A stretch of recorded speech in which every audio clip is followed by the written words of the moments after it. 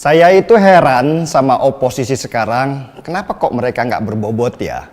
Mereka mengaku melakukan kritik terhadap kebijakan pemerintah, tapi yang mereka lakukan hanya mengkritik personal presidennya saja. Memang Pak Jokowi secara fisik bukan presiden yang sesuai dengan karakter idolanya oposisi. Selama ini mereka selalu mengidolakan pemimpin berdasarkan karakter fisik dan penampilannya saja.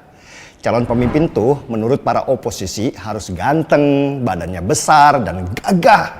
Penampilannya juga menarik, harus dari keturunan orang besar atau setidaknya jenderal lah. Dan sekarang ditambah harus agamis, karena itu nilai tambah buat mereka yang mabok agama. Sedangkan Pak Jokowi itu jauh banget dari kriteria fisik calon pemimpin yang mereka idamkan. Jokowi berasal dari orang biasa, bukan dari keturunan tokoh atau orang kaya.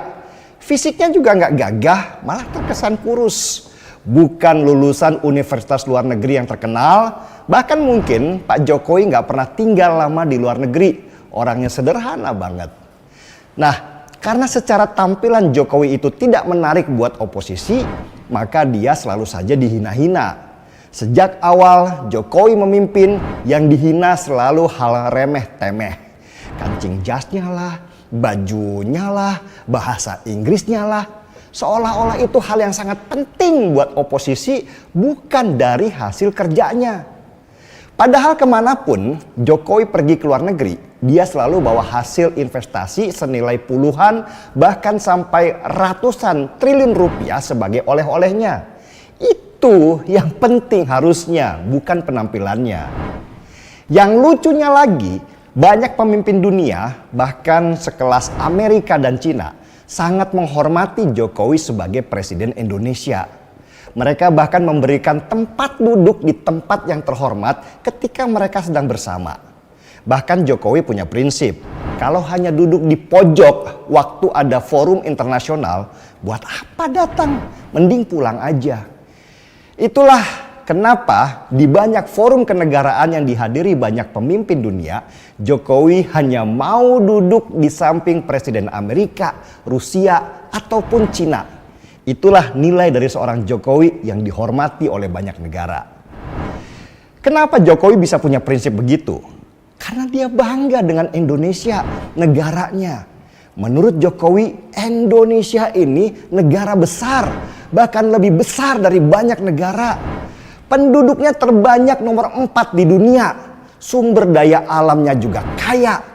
Pulaunya banyak. Lalu kenapa harus merasa rendah diri dan duduk di pojok di mana nggak dilihat sama sekali oleh banyak pemimpin dunia? Itulah yang disebut nilai dari sebuah kebanggaan pemimpin negara. Bukan dari kemampuan bahasa Inggrisnya, bukan dari bajunya, apalagi dari kancing jasnya. Bukan, tapi dari nilai dirinya sebagai pemimpin yang punya harga diri tinggi di depan seluruh pemimpin negara yang hadir. Jujur aja, banyak sekali orang Indonesia yang mengalami inferiority complex atau perasaan rendah diri ketika berhadapan dengan bangsa lain. Mungkin ini akibat kita terlalu lama dijajah Belanda ya, sehingga kalau ngelihat orang bule, rasanya mereka itu harus diagungkan setinggi langit.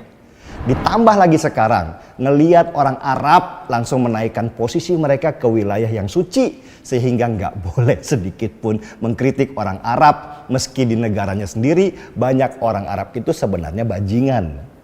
Tapi ya itu, karena terbiasa melihat tampilan luar, akhirnya banyak yang silau matanya, sehingga tanpa sadar mereka merendahkan dirinya sendiri. Jokowi nggak begitu.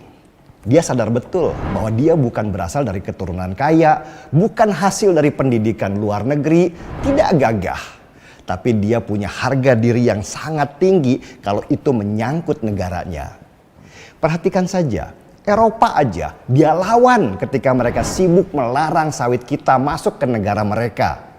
Cina saja dia lawan ketika mau melanggar wilayah. Amerika saja nggak dia pedulikan ketika melarang Rusia hadir di konferensi akibat perang Rusia-Ukraina. Itulah konsep berdaulat yang diwakili oleh Jokowi, harga sebuah bangsa di mata dunia. Kecil tubuhnya nyalinya seperti singa. Terus kalau banyak pemimpin negara menghargai seorang Jokowi, kenapa banyak anak bangsa yang menghina presidennya sendiri? Itu karena banyak rakyat Indonesia yang pola pikirnya itu belum berkembang. Mereka sekali lagi hanya sibuk melihat tampilan luar seseorang, silau dengan bungkus sehingga nggak fokus pada isi. Makanya masih banyak orang yang tertipu dengan penampilan luar seseorang. Ada orang yang menipu dengan pamer-pamer mobil mewah, langsung ikut investasi di sana. Akhirnya ketipu ratusan juta.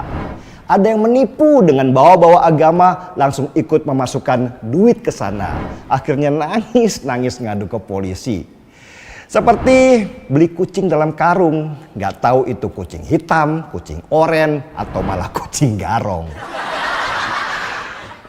Nah, ketika dihadirkan pemimpin yang secara penampilan nggak mereka sukai, tapi hasil kerjanya nyata, malah dihina-hina. Dianggap nggak kerja, padahal hasil kerjanya terlihat di mana-mana. Aneh kan? Nggak aneh juga sih. Soalnya ya itu, silau sama penampilan doang, kebius sama kata-kata manis dan so agamis, akhirnya kejeblok sendiri. Sudah saatnya cara pandang kita terhadap pemimpin itu berubah. Yang dilihat adalah hasil kerjanya, bukan penampilannya. Yang dikritik itu kebijakannya, bukan kancing jasnya, bajunya, atau malah bahasa Inggrisnya. Kritiknya itu berbobot lah. Jadi menjawabnya juga enak. Kalau kritiknya remeh-temeh, malas banget buat jawabnya. Saya bukan membela Jokowi ya, tapi mengajak semua orang untuk lebih pintar melihat isinya daripada silau dengan bungkusnya. Setuju? Kalau setuju, mari kita seruput kopinya.